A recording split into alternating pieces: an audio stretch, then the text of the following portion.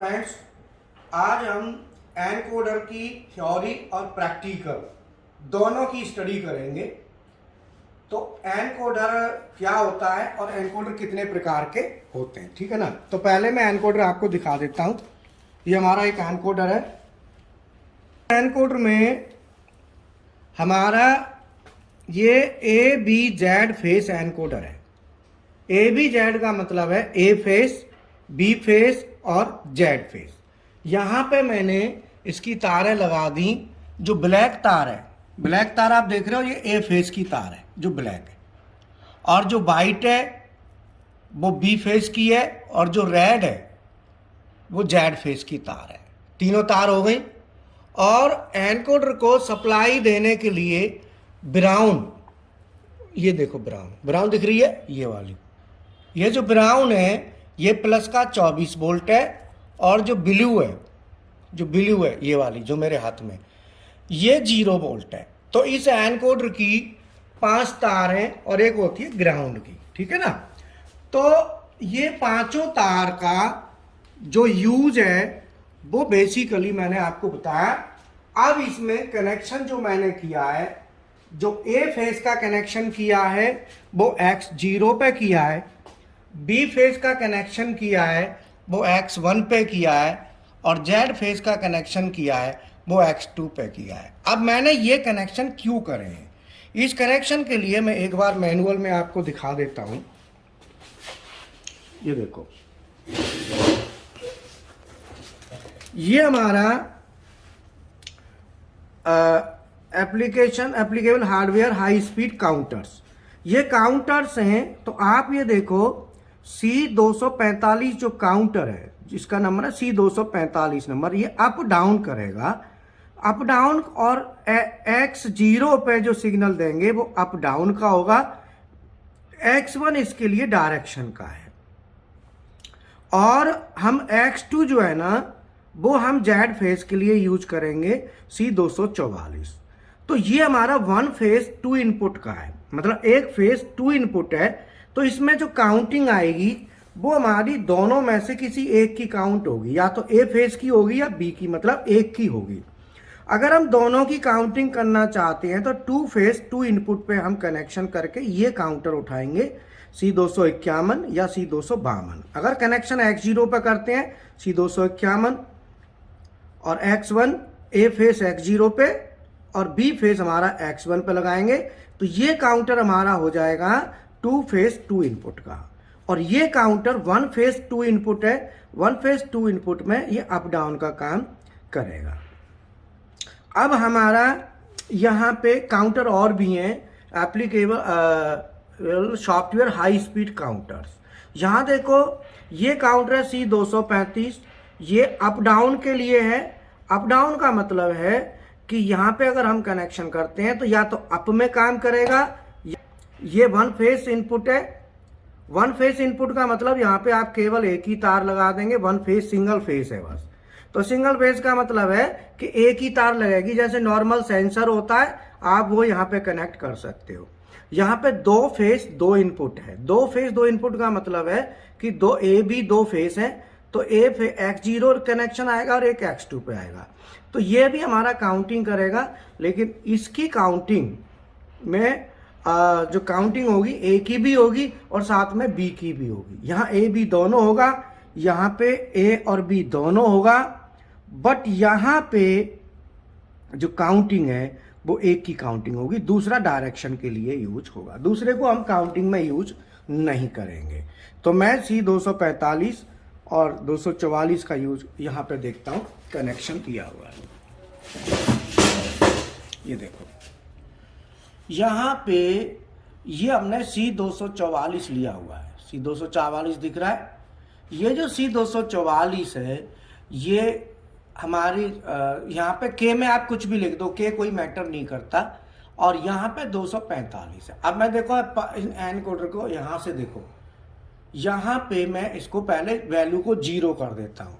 जब मैं इसको 0 कर दूंगा तो 0 करने के लिए मैं यहाँ पे रीसेट मैंने डाल दिया है C244 को और रीसेट 245 को।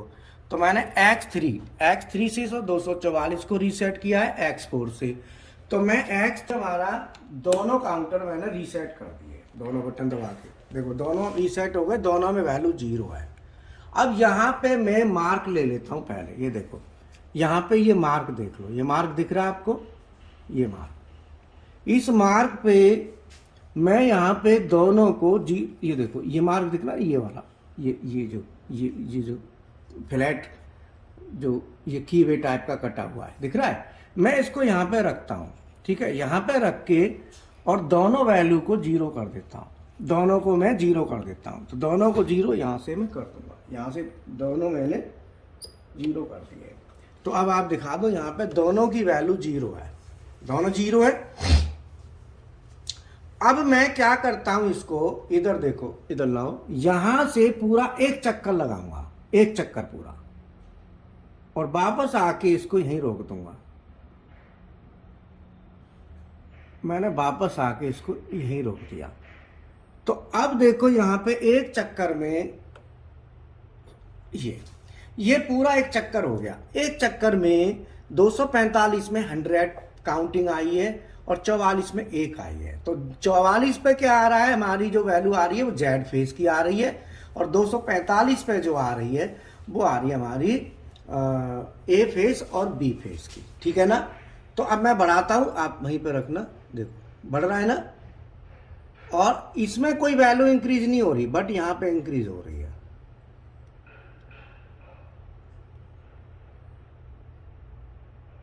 देखो यहाँ 2 आ गया, जैसे ये 200 पे आया था, 200 पे आते ही 2 आ गया। मैं और बढ़ाता हूं, तीसरा चक्कर लेता हूं, तीसरे चक्कर के नजदीक पहुंचूंगा तो वहां 3 हो जाएगा। धीरे धीरे बढ़ा रहा हूं वैल्यू को।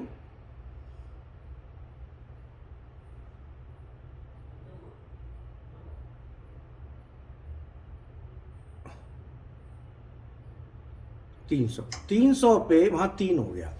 तो ये हमारा काउंटर है, अप डाउन काउंटर है। अप डाउन का मतलब कि ये हमारा वैल्यू हमारी इसमें क्या होगा, घटेगी भी और बढ़ेगी भी। ये देखो एक बार दिखाना, अगर मैं उल्टा घुमाता हूं तो ये वैल्यू डाउन आ रही है, देखो आ रही है ना डाउन, और अगर मैं सीधा घुमाता हूं तो ये वैल्यू बढ़ रही है ना, देखो। तो यही अकेला काउंटर अप और डाउन, ए फेस और बी फेस को दोनों को बता देता हूं। हमारी वैसे हमने पूरी विजिट करा दी है। मैं आपको एक गारंटी देता हूं, मेरे को चाहे मैकेनिकल हो, इलेक्ट्रिकल, इलेक्ट्रो कोई भी हो, चाहे कोई 10वीं पास हो, ऑटोमेशन का कोर्स सिखाने की 101% गारंटी है, बिल्कुल। चाहे कोई अंगूठा छाप का ना हो, लेकिन थोड़े ABCD आती हो, बिल्कुल अंगूठा छाप तो थोड़ा दिक्कत करेगा, ABCD 1 2 3 आती हो, पूरी गारंटी और मिनिमम चार्ज। मेरा उद्देश्य है कि कोई भी पर्सन, कंपनी का कोई भी पर्सन, उसको मशीन को ठीक करना खुद आना चाहिए। मेरी सोच ये है, चाहे वो किसी भी डिपार्टमेंट का क्यों ना हो, प्रोडक्शन का, क्वालिटी का, मेंटेनेंस का, डिजाइन, कोई भी डिपार्टमेंट का हो, उस कोई भी, मैं यूट्यूब पर वीडियो पड़े हुए हैं, वहां से देखो क्लासेस कैसी हैं। तो मैं पूरी तरीके से पूरा, और इसमें CNC प्रोग्रामिंग, BMC प्रोग्रामिंग के कोर्स भी हैं, CNC मशीन, BMC मशीन भी है हमारे पास। और मैं अभी थ्योरी में बताने से पहले थोड़ा सा लैब विजिट करा देता हूं, फिर मैं थ्योरी में आपको बता दूं। ये देखो हमारा BMC मशीन है, पूरा सीमेंस सिस्टम के साथ, CNC मशीन है फानुक सिस्टम के साथ, दोनों की फीस मिला के अभी तक ऑफर में 4000 है, अब ये 5000 रुपये हो जाएगी दिवाली के बाद। अगर कोई स्टूडेंट एडमिशन लेना चाहे तो CNC BMC में ले सकता है। डेल के में ऑटोकैड के 1000 रुपये हैं, वो 1000 रुपये ही रहेंगे आगे, बट CNC BMC की फीस अब 4 की जगह 5 हो जाएगी दोनों, जिसमें थ्योरी और प्रैक्टिकल, फानुक और सीमेंस दोनों। बाकी automation, PLC, CNC maintenance, hydraulic, सब कुछ हमारे पास है। उसकी कोर्स की फीस भी अभी ऑफर चल रहा है, उसको भी ले सकते हो दिवाली तक का। वैसे करीब फीस होगी तो उसकी भी बहुत ज़्यादा नहीं है, विशाल सर से आप बात कर सकते हैं, वहाँ भी ऑफर है, आपको दिखा। ठीक है, अब एनकोडर जो मैंने बताया था, वैसे बेसिकली एनकोडर हमारे दो प्रकार के होते हैं, rotary encoder, linear encoder. Rotary में इंक्रीमेंटल और एब्सोल्यूट, ये अपने आप में बड़ा चैप्टर है, तो अगर पूरी थ्योरी समझनी है तो उसके लिए फिर और वीडियो बनाएंगे। बाकी ऑनलाइन क्लासें चलती हैं, ऑफलाइन भी क्लासें चलती हैं, आप वो अटेंड कर सकते हैं। तो मैं आपको एनकोडर में अभी जो इसमें जो बताया था, ये ABZ फेज है, ABZ।